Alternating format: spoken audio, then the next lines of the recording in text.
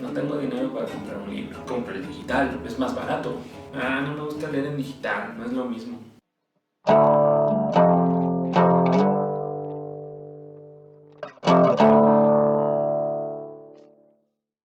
Un dilema nada nuevo, muy recurrente en la era digital. Si bien las grandes editoriales no terminan de convencerse por dar ese gran paso, sobre todo por la remuneración, hay muchas pequeñas, casi emergentes, que intentan hacerse de un terreno en el nuevo mundo digital. ¿Qué es lo que nos interesa de la literatura? Cada uno tendrá su propio interés. Historias, conocimiento, diversión, escape a otra realidad y más adelante te diré el más importante. Muchos lectores le temen a este gran salto digital. Sí, a la sociedad le da miedo el cambio. Es tal su miedo que se aferran a pretextos inverosímiles para no avanzar.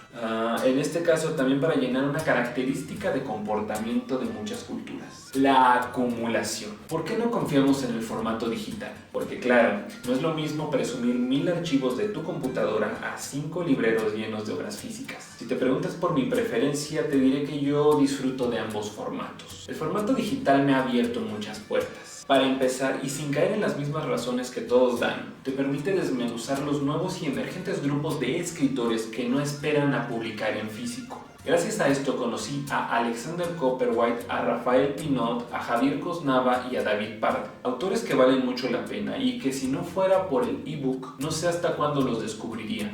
No es lo más importante. ¿Cómo descubriríamos nuevos talentos si esperamos a que las editoriales, que no tienen amor por el arte, sino por el dinero, les interese voltear a ver a los nuevos talentos? De no ser por las plataformas digitales, seguramente muchos de estos textos que valen la pena se perderían en los ordenadores. Ahora, sé lo que pasa por tu cabeza en estos momentos. Pues como dije al inicio, no es un tema nuevo.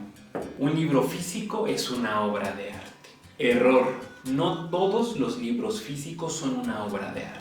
Editoriales como Gredos, Galaxia Gutenberg, Valdemar, Aguilar realmente publican obras de arte. A diferencia de editoriales como Tom, esta es la parte con la que los ebook no pueden competir. Los compradores que buscan hacerse de una verdadera obra de arte, a quienes les interese la traducción, la maquetación, prólogos imperdibles, papeles con texturas exquisitas, pastas hechas a mano y demás, jamás encontrarán satisfacción en un libro digital. Pero si dejamos fuera esto último, ¿por qué no aceptar el formato digital? No para suplir, porque sería tan tonto como decir que las ilustraciones digitales vinieron a sustituir a la pintura al óleo, o que el modelado digital en 3D vino a acabar con la escultura. Pero, ¿por qué no usarla para ampliar nuestros horizontes literarios? Sea cual sea tu conclusión, me gustaría leerla en la caja de comentarios.